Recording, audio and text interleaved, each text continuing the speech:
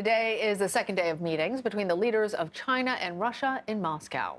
Beijing is billing the three-day visit as a peace mission, but there's been no word yet on whether Xi Jinping will speak with Ukrainian President Volodymyr Zelensky. Meanwhile, Japanese Prime Minister Fumio Kishida is in Ukraine today, meeting with President Vladimir Zelensky of Ukraine. Ukraine's foreign ministry described that visit as historic. Let's now bring in CBS News contributor and former U.S. ambassador to Russia, John Sullivan. Ambassador Sullivan, can you tell us China has presented itself as a peace broker for some time now, saying it has a plan for de-escalation and an eventual ceasefire in Ukraine. But the proposal has been dismissed by Ukraine and by Western allies. What are the larger concerns about Beijing's plan, especially now that President Xi is in Moscow? Well, thanks, Lana and Lilia. It's great to be with you. The problem with the Chinese plan is that it treats Russia and Ukraine, in a sense, as co-equals.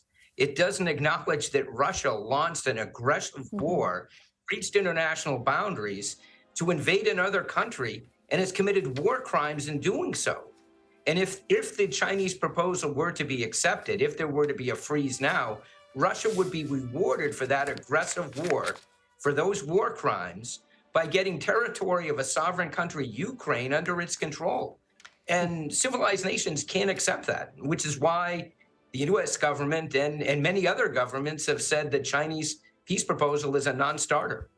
Yeah, on that, Ambassador Sullivan, with Ukrainian President Vladimir Zelensky saying that he wants to speak with President Xi while Xi has Putin's ear. Is that the message that he is expected to try to deliver? And under what circumstances do you actually foresee any of that happening? Well, sure. I think President Zelensky has quite rightfully tried to be solicitous of China. China is an extremely important country, an enormous economy. But the fact remains that President Xi is meeting with President Putin today. And President Putin is now indicted by the International Criminal Court for war crimes. Simultaneously, as you reported, the Japanese prime minister is visiting Kyiv, and in fact today went and visited a mass grave in Bucha, evidence of Russian war crimes in Ukraine.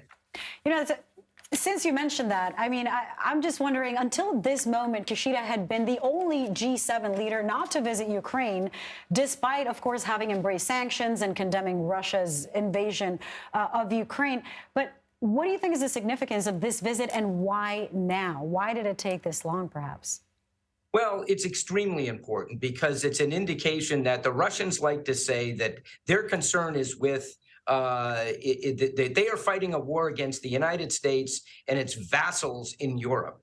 Well, Japan isn't a vassal of the United States. And in fact, Japan is an extremely large and important economy in Asia.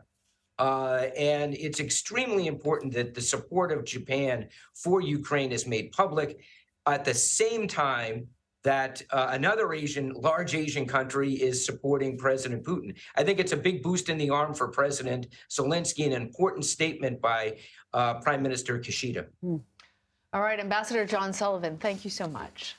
Thank you.